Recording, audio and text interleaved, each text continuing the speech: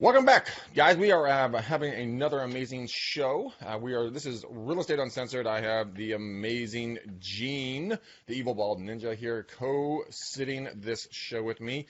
The Johnson face is MIA. He could be DIA or whatever else that thing is. Dead on arrival. DOA. What is DIA? I don't know. DIA. Denver International Airport actually is what it stands for. But um, dead I on thought it arrival. meant dead or something. I think it is. I don't know where the Johnson face is. He has exited stage left, and we have no idea where his whereabouts are. We're just going to play this by ear and see what's going to happen. But we got a great show today. We got Gene here, and Gene, you just came back from Florida. What were you doing down in Florida? This is a huge shout out to my girl Monica Shea and her husband Rian Shea, also known as Ryan Shea. She picked up early January and decided she was going to do this thing where she partnered up with the Disney Institute. So the Disney Institute apparently does external training with companies, and they do this 3-day course with executives. Companies will send their executives down there, and she was like, why can't this be done for real estate agents? And fought her way to creating a course down there at the Grand Floridian Resort and Spa, which is probably the coup de grace down there. It's the nicest spot in the joint. Damn. And we went down and learned the customer service, Disney's customer service way. That's pretty awesome. They put it back into real estate, right? Well, here's how it worked. I was there because she was gracious enough to ask me to come as the real estate quote-unquote expert, quote-unquote marketing expert, let's say. Mm-hmm. And each day I was able to we got an hour after the class was done. So the Disney Institute instructors, obviously, they're like Disney's really picky about what happens during their course and what goes on and what kind of content and who's talking and who's not talking. So they were like, look, we're going to teach until 3:30, and then what you guys do after that is totally up to you. So that was my time from 3:30 to 4:30 or whenever the questions stopped to tie in the customer service and marketing into the real estate world. Interesting. I read a book. What is it? It was a book that Disney. It was written about Disney. What is it called? Like the Magic Kingdom or something like that. Is it Be Our Guest? It's not Be Our Guest. Okay. Anyways, Magic Behind the Kingdom or something like that. Maybe something like that. But it's kind of talked about about the customer service and about how the fact that one of the stories in the book was the fact that the president at the time of Disney was walking down the main aisle and that main row when you get into Disneyland, right? And this little girl dropped something, so he went over and picked it up. And this little girl comes up to him and goes, "Hey, sir, what do you do here?" He's like, "I'm the janitor."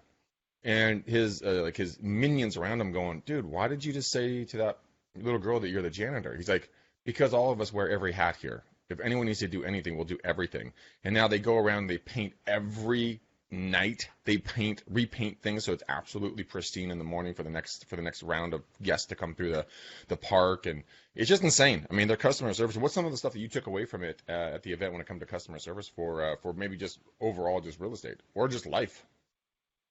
So for sure, it was really, for me, it was life-changing. Kind of weird, I guess, because I didn't anticipate, I kind of figured I was going to be there to do some speaking, and, I didn't know how it was going to affect me because I know a lot of it had to do with real estate agent, and being that I'm not a real estate agent, I didn't know how it was going to apply. But the cool thing, the first thing I noticed was that, number one, their customer service, the way they teach it, applies to every business. It doesn't matter what you do. So you could sell flowers, you could sell it doesn't matter. Because as long as you're touching another human being. You sicko. What's that? You sicko. As long as you're interfacing with another human being, there's a need for customer service. And I think really, really, really what I pulled out of there was he told a story about, so in the Tiki Room in Disneyland, there's this I don't even know what it is, but they showed a couple videos. And when Disney was going through and having everything architected and doing all the stuff, they had these birds, like these, I guess they were parrots. And they constructed the parrots to talk, right? So when you would go through, they would sing and the mouth would move. Mm-hmm. And I guess the wings would go at different points. And when Walt walked through, he said to the engineer, "That's not real enough. I don't see his chest moving. Like when you look at a parrot, when they squawk and squeal, their chest needs to move. And the guy basically said to Walt, like, that doesn't make any sense. That's probably a cost we don't need to incur. People won't notice that. And he said that the difference in his vision and what everybody else saw was that people feel perfection. And, like, that's what I took away from the whole class, because I was like, shit, yes, that's exactly what it is. Like, I never put it, when you come out of, like, if you're with your girlfriend or boyfriend or husband or whatever it is, and you come out of a restaurant, and the dinner killed it. Customer service was off the hook. The music was great. Just everything fell in line. That you got to talk to the chef. Your one-on-one interaction with your date is amazing, and you leave, and you're like, man, that was friggin' awesome. I would give a 65-star review on Yelp if I could, if they didn't go up to 5, right? Mm-hmm. But you never really put your finger on it. But that's what it is. People actually feel perfection, and when it's perfect, it makes you feel differently than when things are just subpar or of the norm. Does that make sense? It makes total sense. And I'm thinking right now, I think that kind of summarizes almost everything in life, not just in business. Sure. I mean, if you're, like you said, if you're on a date and if the energy just isn't right, well, then, it's not right. When you walk into a house, when you're showing properties, or if you're a buyer and you can just feel that it's off, like the layout's not right or something's funky. Like my girl and I, we walked into a house in San Francisco a couple of weekends ago. And as soon as even before we got into the house, we knew this thing was just fucked up. We're like, it's kind of a jank-ass feel. Dude, they was on for like $2.4 million. They pulled it off because the energy flow wasn't right. And so let's say people are in this predicament right now. Let's say they're going, oh my God, like I feel my business isn't in a perfection mode. Were there any tips on how you could perfect or step down the path of more perfection for your customer service, your lead generation, anything like that? That's what the whole course was about. So I'm not going to give it away, right? Like I can't give it away. You got to go down to see it. But the key point, I think, was that Disney does something called their touch points. And basically at every step of your transaction, whether it's a real estate transaction, marketing transaction, a restaurant transaction, whatever it ends up being, there's touch points to it. And you have to know what the touch points are in your business. So for example, for you, Greg, mm-hmm. You have listings that you create, right? And so we were designing a timeline of how that happens. So somehow you got the leads, so your website, social media, people watching you on Beers and Calls, this podcast, whatever it ends up being, all of those are different separate touch points. And if you were to survey your client after the process was done, how would they grade those touch points? And actually, how would you grade them yourself? Like the process starts with you grading them yourself. So you get to the point where you're like, okay, my listing presentation, how was it? So I have all those touch points. Did I show up in a nice car? Did I look the part? Was I in a suit? Was I wearing the right clothes? Did I match up with the parents, with the kids? Was the listing presentation smooth or did I stutter? Like there's so many things that I forget to leave out a part about my videos and photos. Each one of those is a touch point throughout that process, and you could look back and say, oh, shit, I never mentioned the whole thing about how I have a contractor that can help them fix their roof, So that would be, in your world, you would look at that and say, that's a negative. In that touch point there would be a negative, and how do I fix that? So they have basically green, red, and yellow touch points. The red are not good. You need improvement. The green are things that separate you from your competition, and the yellow is room for opportunity. And so when you design that process and roll all those touch points out, it gives you a better idea as to how to service the client better. So the one thing they kept saying, which I thought was great, is the instructor, who, by the way, we're going to be doing the Marketing RV podcast, and both of the instructors that we had down there have agreed to come on, probably at different times. Oh, this dude, Bruce Kimbrell, was out of his mind. I mean, I've seen Tom Ferry, I've seen Chris Smith, I've seen Buffini, I've seen Tony Robbins. No shit, this guy was right up there with him. His delivery, how quick-witted he was, the stories he told. Like, it was just amazing. He had us laughing and tearing up the whole time. It was so much fun. It really was a lot of fun.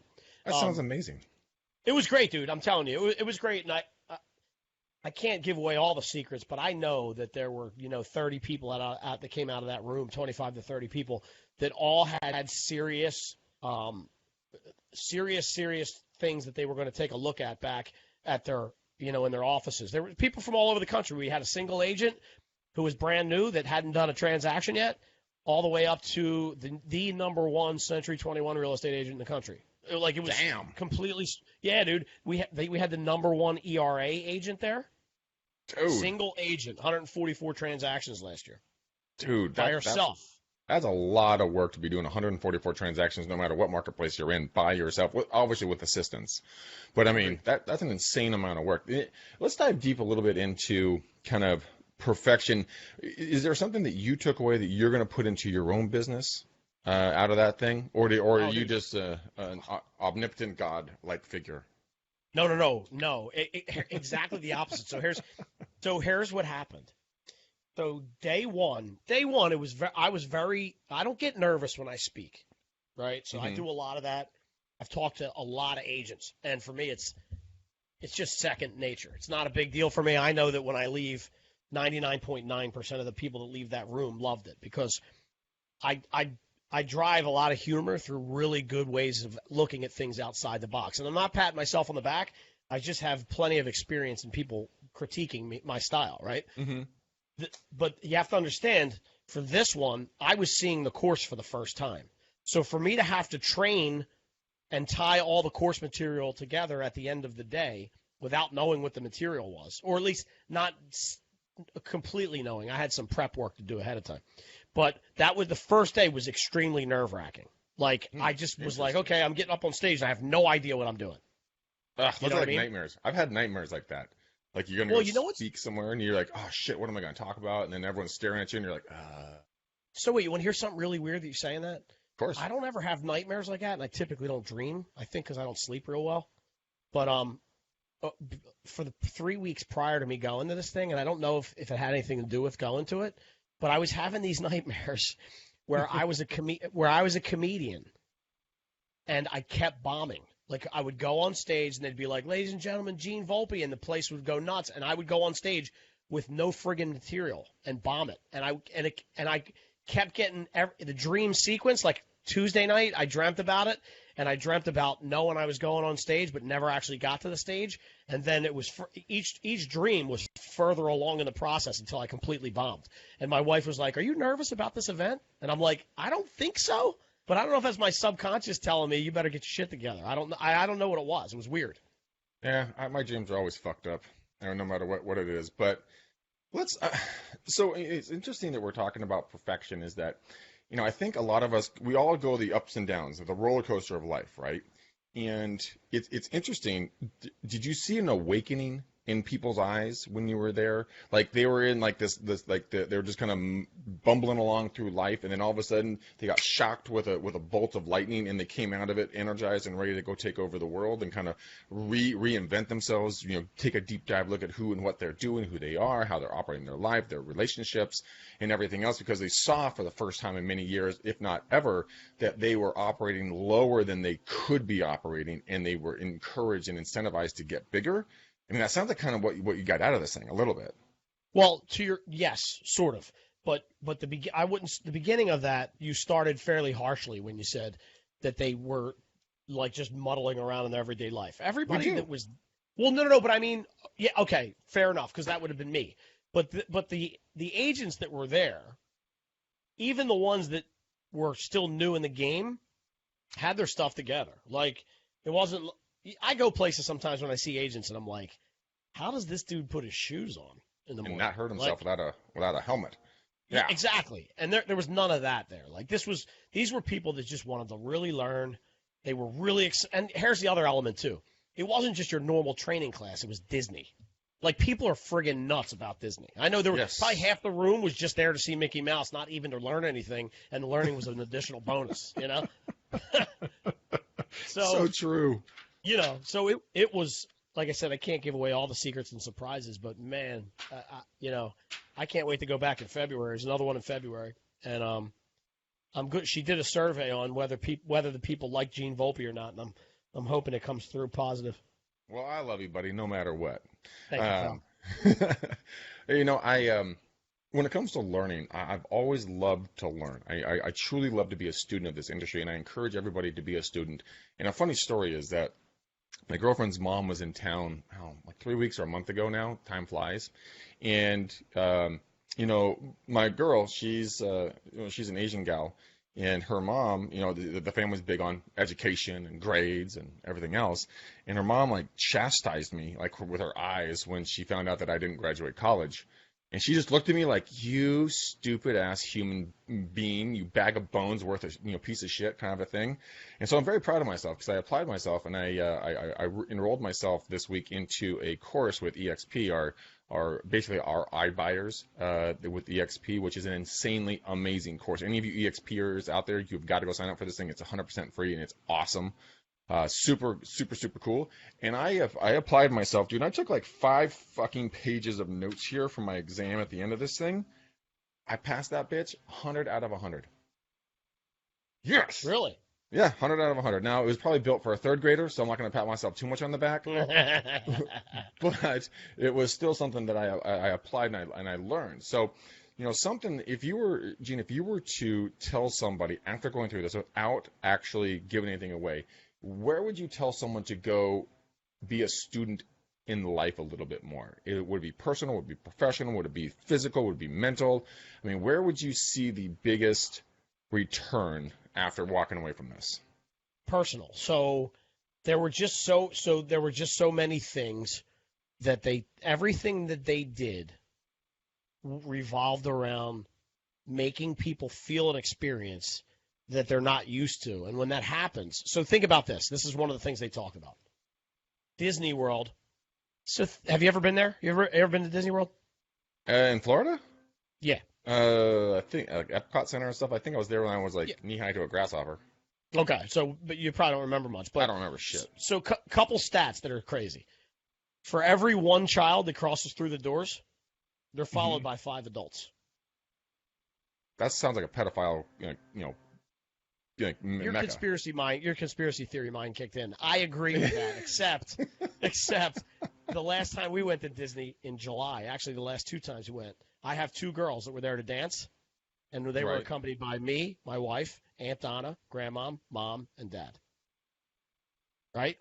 So 8 people, 2 of them were kids.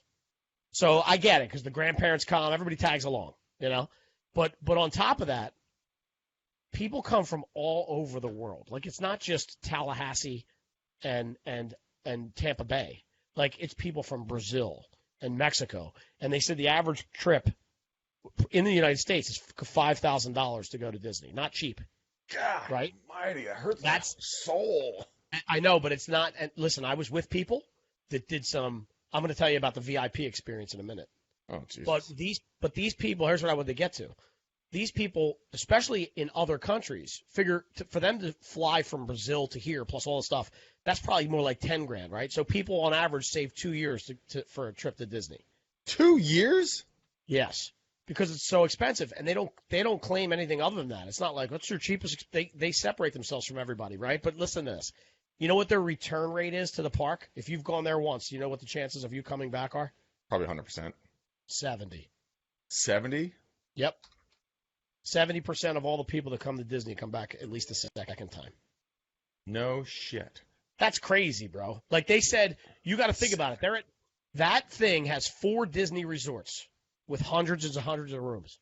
For 365 days of the year, they're 93% occupied. That's a ridiculous return.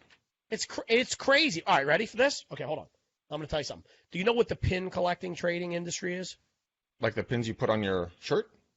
They have a lanyard, right? So you walk around the park with a lanyard, and they do pin trading with the cast members. So if you're walking down the street and there's a cast member who has a lanyard on and you see a Donald Duck pin that you like, you go up to the cast member and you trade your pin for their Donald Duck. They pick one from you, you take it and trade it, right? So It's interaction with the cast member. Well, in order to get your pins to start, you buy them, okay? Mm-hmm. So when they started this years ago, they sent representatives to the Olympics, and somebody came back and said, we saw these athletes in the cities trading pins. We should try this for Disney. And the VP at the time, Lee Cockerell, said, this is a stupid idea, but we'll try it anyway. So last year, you know how much money they made on pin trading? 100 million? $450 million. Holy fuckballs. So there's something to be said about the experience they create that makes people forget about their whole world. Like, we went into the park and they were showing us, they do this whole thing on their trash cans. They had a special trash can made for just those parks because Walt Disney did not want people to be able to see the trash. So they hired somebody to cover them and put this thing in place. And basically what they figured out was human beings will walk up to 30 paces before they litter. So they have trash cans every 24 feet from each other. And listen, when you walk through the park, it's flawless, dude. And as flawless as something that has 2 million people come through it a day could possibly be. 2 million people a day? Well, that I just made that up. I don't know what their daily number is, but it's probably crazy. Well, let's just run numbers on that really quickly. 2 million times, I think Paul said it was like 125 a ticket, right? Oh God, that's $250 million potentially a day around, that they could make. But at least they're making that at least a week at a minimum. So let's turn this back to real estate really quickly. So let's take the pin trading industry and see what could you do with pin trading in the real estate business? How can you turn this into something that people will walk up to you and say, hey, I like blah, blah, blah, let's trade it back? I mean, is there something that we can work into our daily lives, I wonder, that maybe it's not pins, but maybe it's something else that people will walk up to you and want to trade you for that you are wearing or that you have? Maybe it's a coin, maybe it's a card. I mean, how could this be parlayed? Or just the concept of getting that interaction on the streets. How can you be like you always talk about being the mayor of, your town, talking about the best of series, the best of the Mexican restaurants, the best of the coffee shops, the best of whatevers. How can this be parlayed? Was that talked about at all? Or was it just like enamored over the size and scope of pins? Yeah, no, so the pin thing was like an outlying example, so we didn't really dig into that too much, but they said that basically the point was not so much the pins, although the one thing they made about the pins, which I thought was interesting, was that if you think about it, they set them up as to be what's called an impulse buy. So, and in the stores, they're set up near the registers, like all that stuff. So, like, think about when you go into your grocery store, how much money do you think is made off the gum and the Tic Tacs? Oh, tons. I buy it for 99 cents. You just grab it. Like, oh, fuck, it's 99 cents. I'll grab one. And you probably grab 4 of them. So every time you go in, it costs you $2 because you're trying to freshen up. If they weren't at the counter when you walked out, you probably wouldn't buy them. No. So the strategy of having them in the places that they are is slick, number one. Number two, it was more about less about how do we relay the pins into real estate, more about how do we get the experience to be so overwhelming to people positively that there's no way they would ever call anybody else, right? What? So okay, go ahead. Well, no, I was going to say, like, one of the things they teach you is, and they show you these pictures, when you're in the park and you see a cast member talking to a kid, they're always on their knee. So because they get down to their level. And when you're down at the kids' level, how do you think the parents feel? They love it. They love it. It doesn't even matter what people are doing for them and who they're talking to, right? No. So they're making that child feel so good about themselves and their experience that the parents will come back. So that's something you could incorporate into your, like, they were giving us out. I think I left it upstairs, right? Yeah. The thing I like about this the most is that I'm thinking about like small things that we all do and don't do when we go to listing presentations. Who was I talking to the other day? Maybe it was I don't know where it was, but they were talking about the fact that I think I was talking to Bernice Ross or someone, and they were talking about the fact that like they were doing an interview with this just heavy hitter real estate agent, right? Young guy, it's like 100, 200 deals a year. I mean, just crushing, right? And when he did this interview with them, he made a specific point to send flowers to everybody that did the interview with him. And it was that small little touch that everybody stood out and everyone remembered it. And they wanted to continue that experience with this individual because he made them feel appreciated, loved, worthwhile, and the whole 9 yards. And I mean, myself personally, I know that I drop that ball all the time. And I know I could be a lot better at it, but I, for some reason, don't. And I think a lot of us drop that ball. When you have a good interaction, even if you don't get the listing, Send a little card with some flowers and well wishes to the people that you were going to work with. Send a little note to the other real estate agent. Hey, man, good luck. You got the listing. Congratulations. If I can do anything to help you out. Small touches like that, instead of holding on to that hatred and anger that a lot of us love to hang on to for some dumb fucking reason. I don't understand why we like to do that, but we don't express love enough and gratitude enough. It's just seems like it's a cycle of shit that consistently we consistently put out there. But it seems like your experience down with Disney really kind of brought out, hey, bring the positive thing, work with people at their level with the kids and the characters. People walk 30 steps for garbage, great. Put it every 24 steps, great. So you made it easy for people to enjoy the experience. When real estate agents, for the most part, I think we make it pretty friggin' hard for our clients to enjoy the experience, because we expect them to know what we're doing, even though they don't do it every day. We do, and we don't take the time to explain it to them, right? So, yeah, 100%. And that's part of a lot of the stuff we talked about, where we were saying, and that's where I came in, I think, for a lot of it, was like I kept reminding people, and they said it during the class, like, it's great that you're great at all these things, but 90% of what you do is behind the scenes. Like, people see, because we did a lot of talking about FSBOs. I listed myself because I don't, the other thing we do is we ripped down some stereotypes. So I posted, did you see my post a couple weeks ago about give me some stereotypes that when you think about real estate agents? Yeah. So we pulled a lot of that stuff together and figured out some ways to actually, figured out ways to suppress those and change them. And a lot of it was stuff you and I have been talking about for the last, 2 years, which is advertise the things you do. So in other words, every little element along the way of stuff you do behind the scenes, when you're calling the appraiser 17 times and you're actually out at the houses setting up the video and photo shoot, and all the things that you do behind the scenes that make it worth your while are not things that these people see, and they think, why do I need to give somebody 5 or 6 or 7% to do this when I can just do it myself? All they're doing is sticking a sign in the ground. Yeah. So, and even Disney kept saying that the same thing, like, we're very good at showing people how we make them feel. And if you figure out a way to do that, here's the one thing he kept saying that I thought was brilliant. They have no competition. He said, I can't afford to have competition as Disney. Right? So they put it so, right? And that's what I said. I was like, that's actually brilliant. And you can't compare Disney World with nothing against anybody else, but great flags, right? They have one spot. It's a great park. It's not Disney. No, and I'm thinking like Knox Dairy Farms or something like that. It's like one or two parks, and that's it. And there you go. And if you can't, that's going to be the quote of the show. You can't afford to have competition. Yeah. So how do you distinguish yourself to a level that humanizes yourself without being braggadocious? Like, I'm number one agent. Look at me. I'm so cool. Yada yada. Here are all my awards.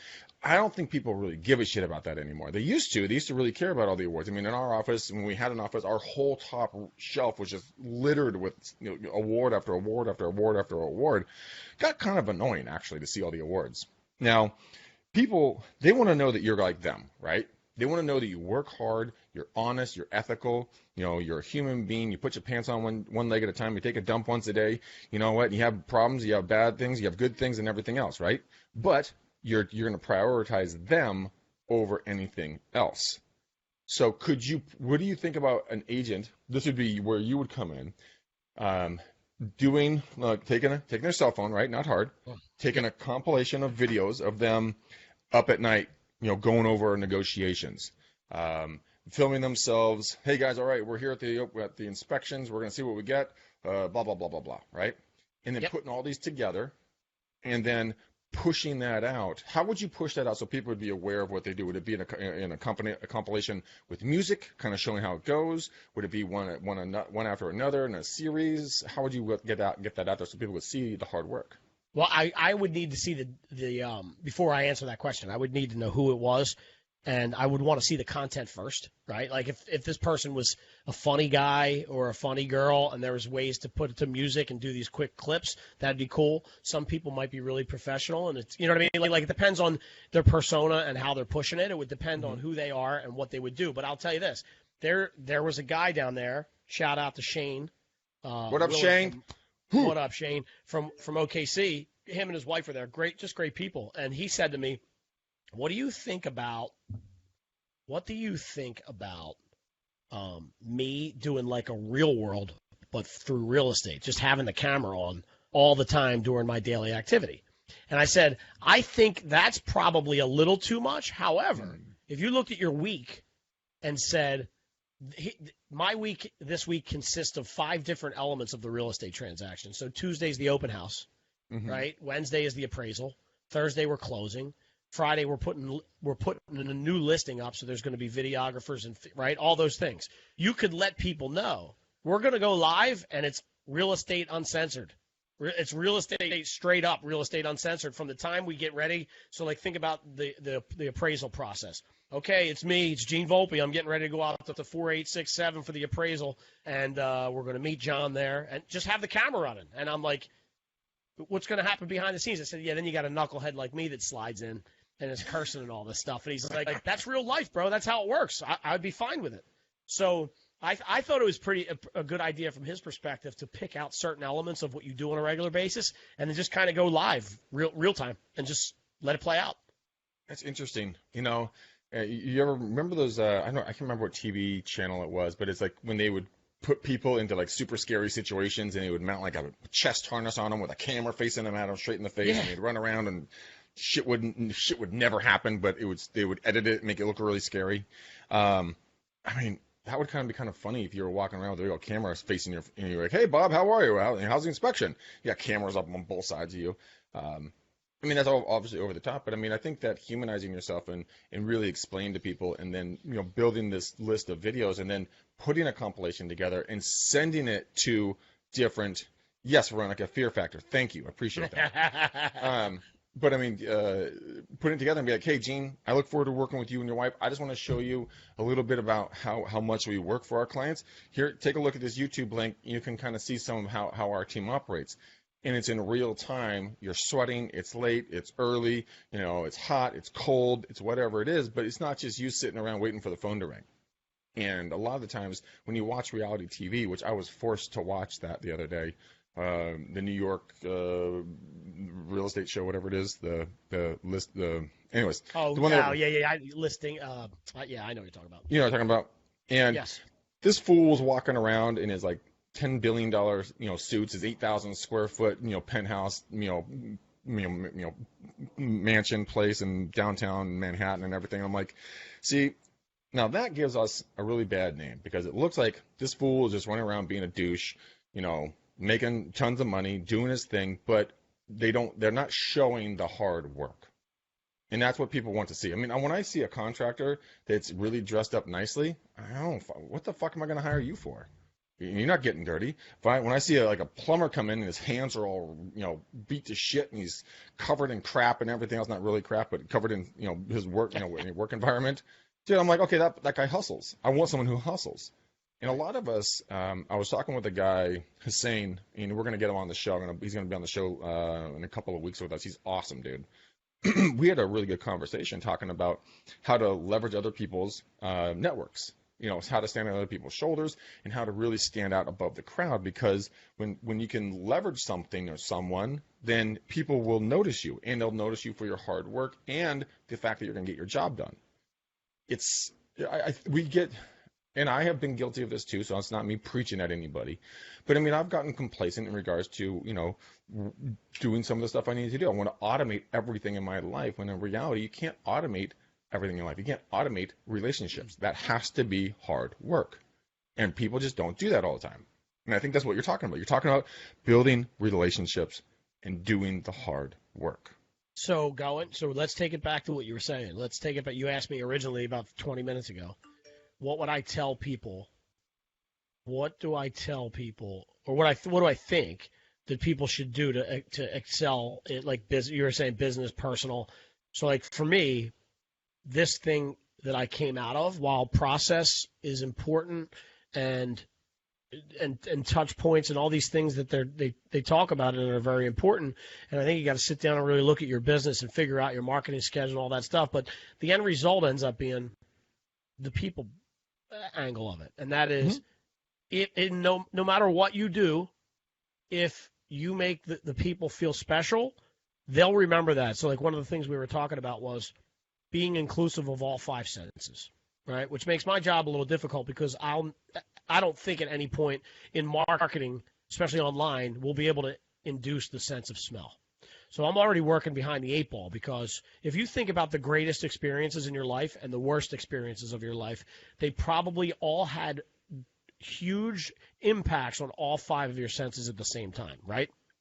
Yeah. So very, very loud music in a place that smells like shit, and music that you don't like is probably going to be a negative experience, whereas your girlfriend's perfume that you like while you're sitting next to her at a restaurant where the food's cooking and you smell the steak and you're drinking the best beer, you've invoked all the senses in a positive way, and so therefore that's going to be an emotional experience you'll remember for a long time. It stays with you.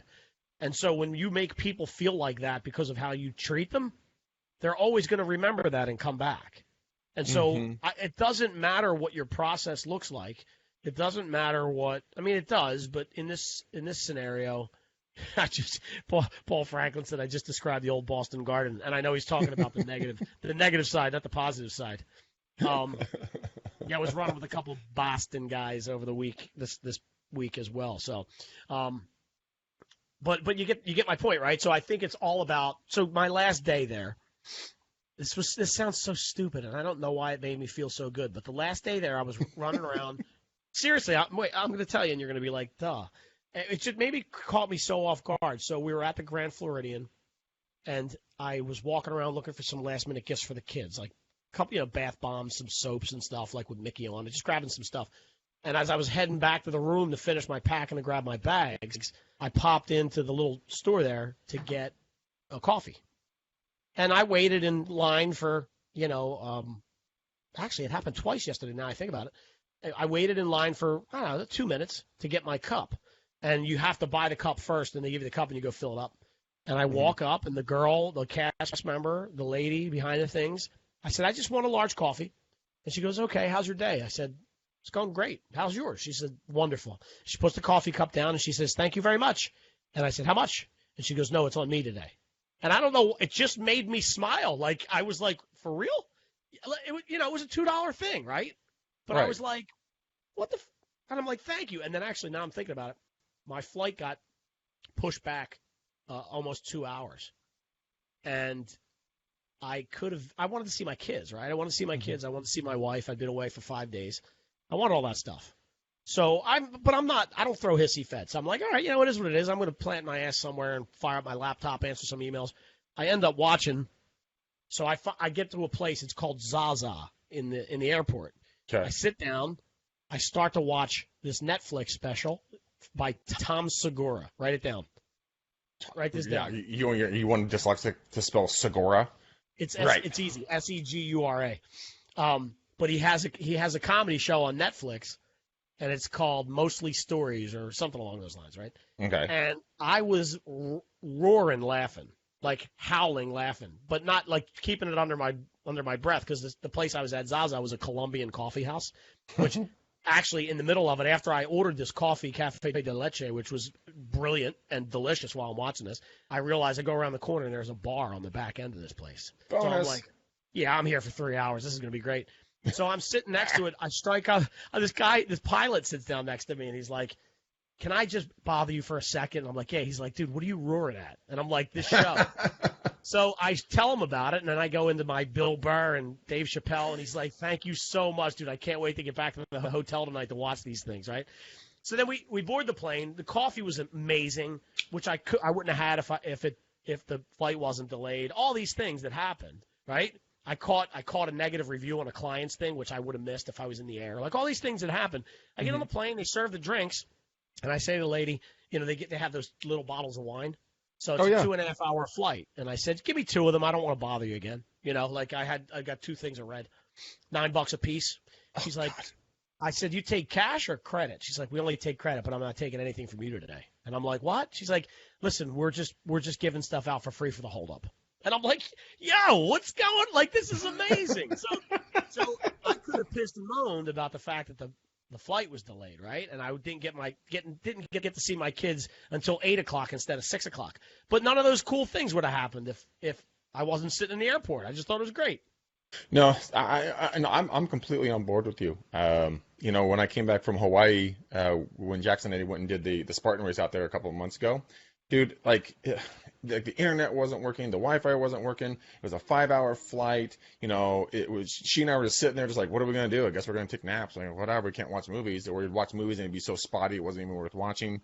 And the stewardess came by, and I could have been a complete douche to her, been like, hey, why is this shit working? And throwing a temper tantrum. But I didn't. She's like, can I get you anything? I'm like, no, thanks. I just wish the internet would, the Wi-Fi was working.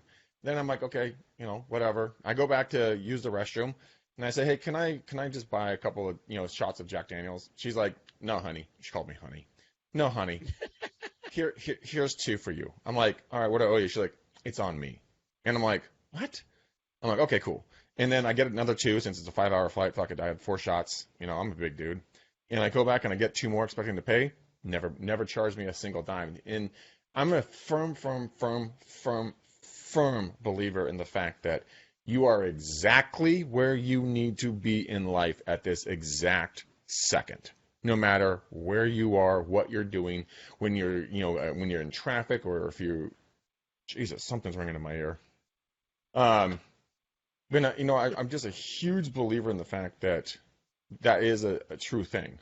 Can you hear that? Or is it just me? It's just you, man. I'm hearing things, man. It's starting to make me nervous. I was watching. You ever watch this episode of Seinfeld? You ever watch that Seinfeld? No. Uncle Leo, would somebody pick up the damn phone? He keeps hearing a ringing in his ear, and he's yelling at people. Somebody pick up the phone. Nobody else can hear it. Dude, it reminds me, my dad was, I was golfing with him last week, and he got himself some new hearing aids. Dude, it's like I think getting old with hearing aids, I think, is the coolest thing ever now, because like your phone comes in through your hearing aids, all your music comes in through your hearing aids. Like, you sit there and just, yeah. Like I'm sitting next to him on the golf cart, and I hear this noise. I'm like, what is that noise? And it's him listening to a radio show that he listens to every day about stocks. And I'm like, what? And, I got really frustrated at him for a second, because I was like, what the fuck, man? Like, I came all the way out here to play golf with you, and all of a sudden you're listening to this stupid radio show. And then I'm like, you know what? Let him do his thing. You know what? Because I can't control him. I can't stop him. He's fucking 69 years old, and he's lived a good life. Let him listen to his fucking stock show, whatever. And I think a lot of us, and no matter if we're in real estate or not, we choose to be upset or we choose to be happy. And it's a conscious decision every single day and every single moment. So if your daughter comes home, with purple hair, well, you could be upset or be like, all right, that's a good looking hair color, kid. Now let's go get that brown dye and wash that shit out. But if you lose a client, or something like that, if you don't get a listing, dude, just be thankful for life. Be thankful for what you're going through. Thankful for what you have. I mean, there's a lot of things that I wish I could have in my life that I don't have right now. And I heard a show. I think it was Darren Hardy. I was listening to one of Darren Hardy's Darren Dailies, and he was talking about a story that a gal went to the doctor and said, Doctor, I'm sick. I need to feel better. And the doctor, and she's like, give me something. The doctor's like, I'm not going to give you anything, but I will do this for you. I want you to do this. I want you to, every hour on the hour, repeat, I'm healthy, I'm vibrant, blah, blah, blah, a mantra. Every hour, say it 10 times. She's like, I'm not going to do that, doctor. He's like, yes, you will. That's my prescription. Go do it. Within a week, the woman is feeling better. Within a month, she was better than she'd ever been before, because she changed her state of mind. And so what I've been saying to myself on a daily basis in the last week, and dude, crazy shit has been fucking happening in my life when it comes to this.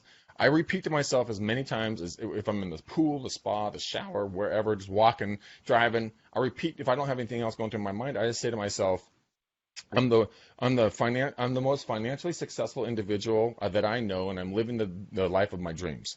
And I repeat that to myself several times. I love like energy and all that stuff, but dude, things have been falling out of the fucking sky into my lap financially that are just unbelievable since I started saying that on a consistent basis. Now, why do I tell that story? Because a lot of the times what we do as humans is we tell ourselves the negative, the nasty, like I'm dumb, I'm stupid, I'm fat, I'm loser, people don't like me, blah blah blah blah blah blah. Let the whatever negativity story go, continue. But why wouldn't you, if you could, on a hourly basis, repeat your favorite mantra about yourself and watch what happens in the sky, happens in the universe? Because you're literally like the universe is out there. It's like an Amazon delivery truck coming to you. What are you going to have delivered to you, right? That's just the cool thing about it. And so we had a guy on the show a while back, and he took his paper. He's like, all right, from here to here is my goals, right? If you guys are listening to this, I'm pointing from one angle of a piece of paper to another. It's like, well, if you're going to take time to get from here to here, why couldn't you just fold them and get there faster? And I'm like, okay, cool, man. How do you do that? And he did exactly what we're talking about. He had an alarm set on his phone every hour, on the hour. He would have an alarm go off, and that would remind him to pick up his goals, open it, and read his goals every hour on the hour. Like, he quadrupled his business. He exploded in his personal life. All the things he wanted started coming to him because he put his mind after it. And I think after you go into the Disney thing, I think that really kind of does that kind of helping you kind of unfold your mind a little bit and like being more aware of what you want and going after it and being specific about it? A bazillion, gajillion %. You couldn't have said it any better. I think the coolest part about the whole week was that everything was so eye-opening, but here's what it was. Ready? Like, I can't tell you how many times I did this, and this is how I said it. That's so stupid. Like, and what I meant by that is they were giving you the tips and tricks on how to make people feel better about themselves through your service. Mm-hmm. And there wasn't, I was telling my wife last night, I'm like, there wasn't one thing where I was like, well, yeah, you can do that because you're Disney, or that sounds too hard. Everything was like, yeah, I probably should be a better person all around. Like, this should make me want to be, and I'm trying to apply what they have to my kids and to my wife. Like, just some of the training, I'm like, I could do that at home. I can do that at home. And I know that my wife would be happier if I did it this way at home. You know what I mean? Like, yeah, it was crazy. There was just it's got me thinking about ways to put my business down. I think I started to tell you this when we were sitting at the round table. Everybody laughed at me. I unconsciously let out a because I started to write.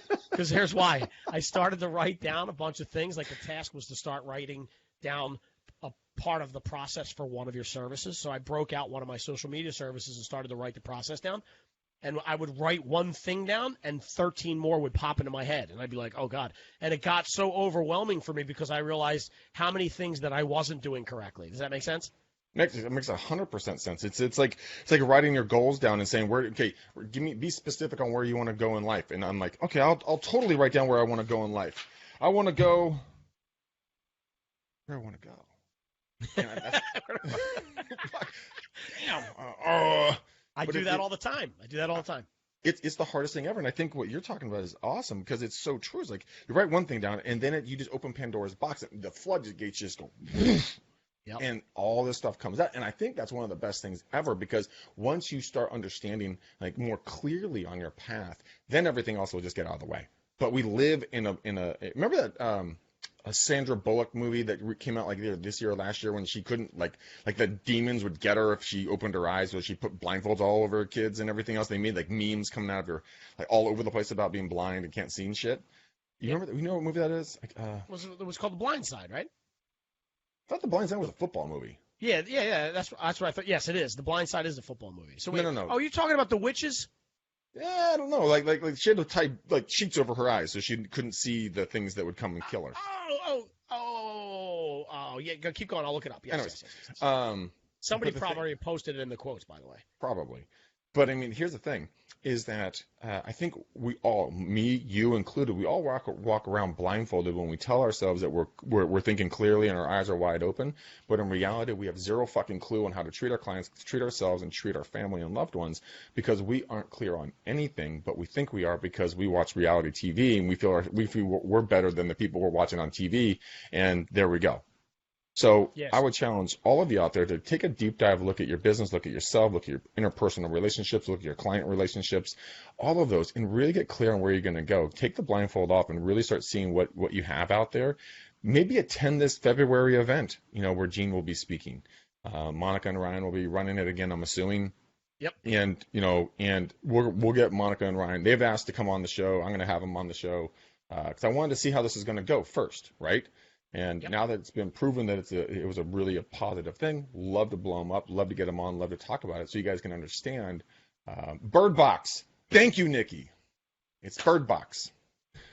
What is that scared look on your face, Gene? Yep. I was going to say the same Oh, we both froze. thing for a minute. Okay, we froze up. Okay, so I don't know what just happened, guys. Sorry. Hopefully we're still airing, but we're still here. We're still loving you. Gene, let's put a bow on this thing. We've almost gone an hour just chattering. Where do people find you? So you can get me at genevolpe.com. That's where all my socials hooked up. .com. Thank you. That's where all my socials hooked up. That is where my I have the little chat widget box that'll pop up so you can get in touch with me. You can always genevolpe@gmail.com.